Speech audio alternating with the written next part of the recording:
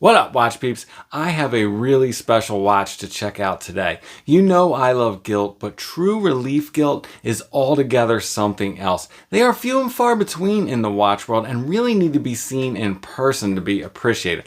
I'll do my best, but the relief gilt is really just the icing on the cake with this one. Let's check it out. I'm Pete, and we are Chillin' with Watches.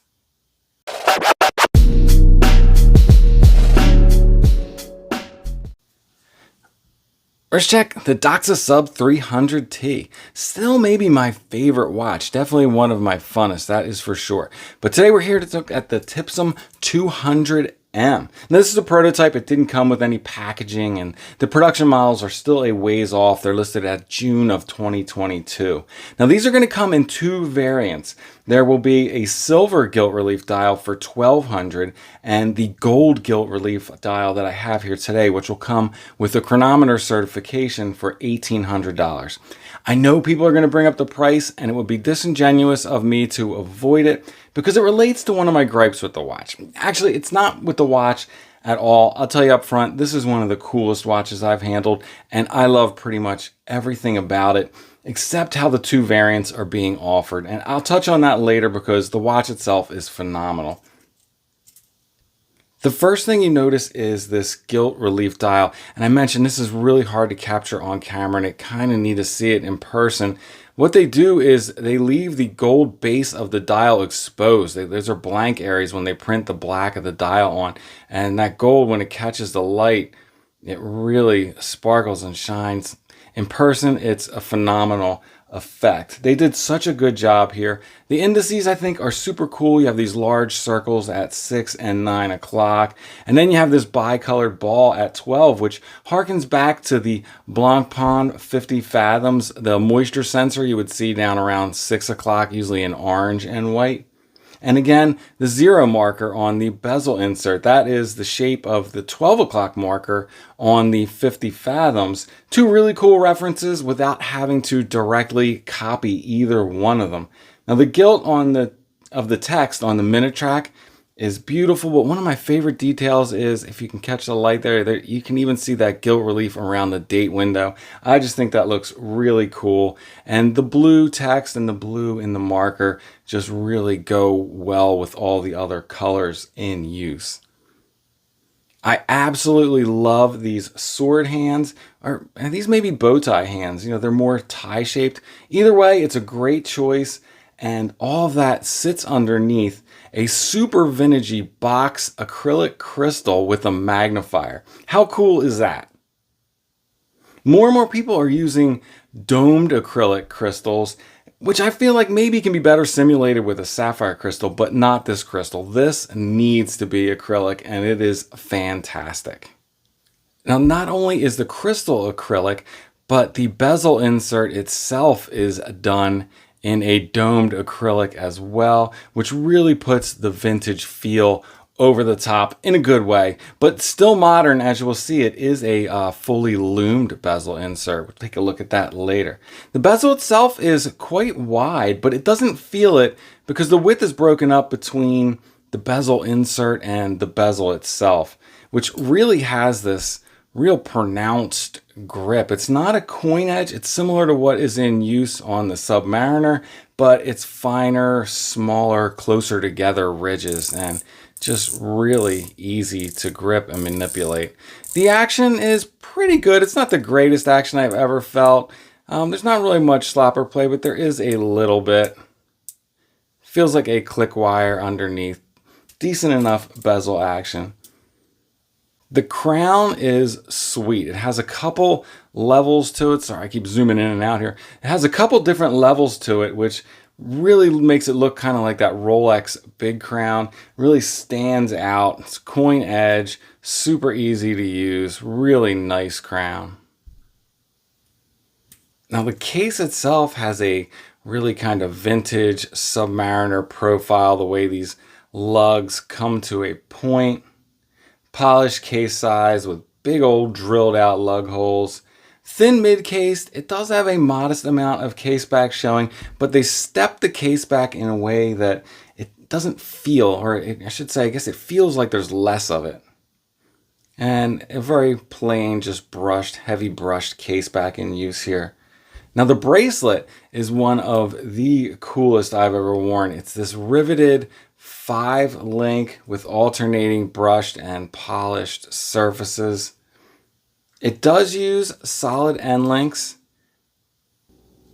Now these grooves on the edges of the end links that kind of sync up with the rivets, those will be going away in the production models, though I don't really mind them. And as I understand it, the rivets on the edges of the bracelet will be thinner as well in the production model. I absolutely love the rivets. They're nice small links that are fully articulating, and it tapers from 20 down to 16 at the correct clasp, so it's going to be incredibly comfortable. Can't wait to see the clasp, but what we have so far is top notch. Now, I'm not even going to show you the clasp because it's a temporary one. The production model clasp was not ready, but it will be a nice milled out clasp. You'll just have to follow their websites for updates on that. Now, I will put this on the Timegrapher in a second, but both the silver and the gold models will have a chronometer grade Sellita SW300 in them. The gold will just also include the COSC certification. I'm certain that both models will be running amazing, and this is kind of what brings me to my gripe. I don't care about COSC certification at all, especially not if the movement is chronometer grade anyway. Secondly, I don't really dig silver gilt relief. I've had one. It's not the same as the gold for me, especially in this watch where the way the gold and the blue work together is just pure magic. A gold dial at 1200, I'm a buyer all day. Take my money, but I'm not into the silver, and I certainly don't want to pay an extra $600 for a certificate that I don't care about. Okay, now that that's off my chest, let's throw this on the Timegrapher and see how it's running. So this is not even the chronometer grade Sellita SW300 that is in this prototype, and it's running fantastic. Plus 2-3 seconds a day, 308 amplitude, hardly any beat error. Now I can't imagine the chronometer grade is going to be running even better, and this is why I feel like you just don't need that COSC certification. This movement is running fantastic. Going over the dimensions, we are looking at a 39mm case, but it is 41mm at the bezel, so it'll feel like a smaller watch without presenting as quite so small. It comes in at 47.8mm on the lug to lug, and I measured it at 13mm thick. That is including the acrylic crystal, and it has 20mm lugs. Going over some of the other specs, we are looking at that fantastic box acrylic crystal with a date magnifier. It uses Swiss Superluminova, and they have a chronometer grade Sellita SW300 inside, and they still will boast a 200-meter water resistance even with that acrylic crystal. Now on this bracelet size for my 7¼ inch wrist, it came in at an extremely wearable 119 grams. Speaking of which, let's take a look at it on wrist. And here's how it wears on my 7¼ inch wrist. As you can see, not too big, not too small. This is one of the most right-sized watches I have ever worn. Just super comfortable on wrist and a real pleasure to wear. So let's take a look at it side by side, some other watches. So here it is next to another 39mm watch, the Tudor Black Bay 58. The 58 is 39 at the bezel as well, as you can see, so it presents as a smaller watch than the Typsim does, but I think the Typsim still wears very comfortably like a 39. Moving up 1mm, here it is next to my 40mm. This is just an Invicta Pro Diver that I have modded, but I think this one is maybe 41 at the bezel as well, so these probably would present pretty similar, and I think you can see that here.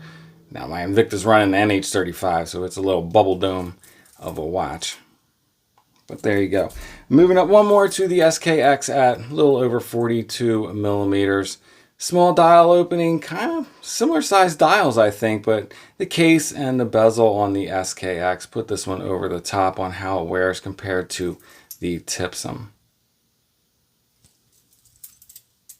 All right, lastly, let's check out that Lume. Keep the Lume. Pretty cool application of Lume here. Again, this is the prototype, so it doesn't have the full Lume application that you'll see on the production models. And I think they told me they may have used the wrong Lume on the bezel insert, so it doesn't quite match up with the dial as it is right now. But still, promising Lume application, should be pretty killer. So there you go, the Typsim 200M. One of, if not the coolest watch I've reviewed. I could not take it off the entire time I've had it. I think quite fair at $1,200. I just really wish they'd reconsider offering a non-cost gold dial. All right, before I let you go, sneaker check. I modded my AJ1 Lows black, and that's it. I'm out. If it's not too much trouble, please like, subscribe, and come back next time. Peace.